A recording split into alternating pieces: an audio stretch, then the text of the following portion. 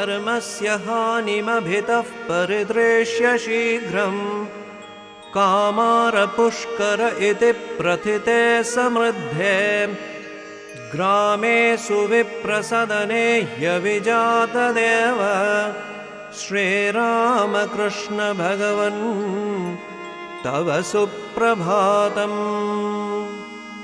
बाल्ये समाध्यनुभवसितपक्षिपङ्क्तिम् सन्दृश्य मेघपटले समवापि येन ईशैक्यवेदनसुखं शिवरात्रिकाले श्रीरामकृष्ण भगवन् तव सुप्रभातम्।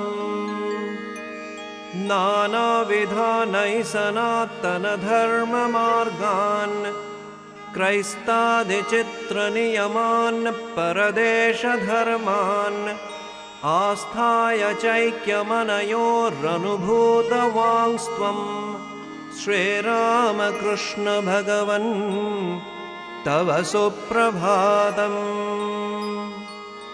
हे कालिकापदसरोरुहकृष्णभृङ्गम् मातुः समस्तजगताम् अपि शारदाया ऐक्यं ह्यदर्शितरसा परमं त्वयैव श्रीरामकृष्ण भगवन् तव सुप्रभातम्।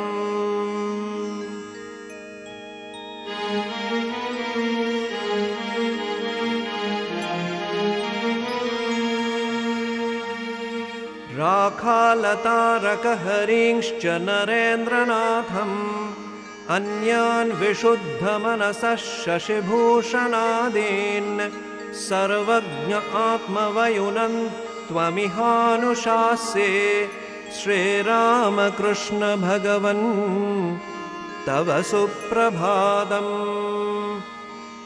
नित्यं समाधिजसुखं निजबोधरूपम् आस्वादयन्तव पदे शरणागतांश्च आनन्दयन् प्रशमयन्नुपतिष्ठसे त्वं श्रीरामकृष्ण भगवन् तव सुप्रभातम्।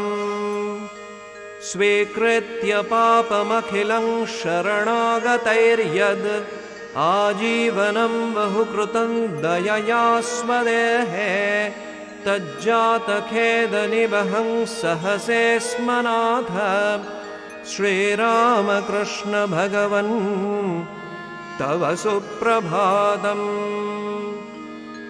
प्रातः प्रणामकरणं तव पादपद्मे संसारदुःखहरणं सुलभं करोति मत्वेति भक्तिभरिताः प्रतिपालयन्ति श्रीरामकृष्ण भगवन् तव सुप्रभातम्।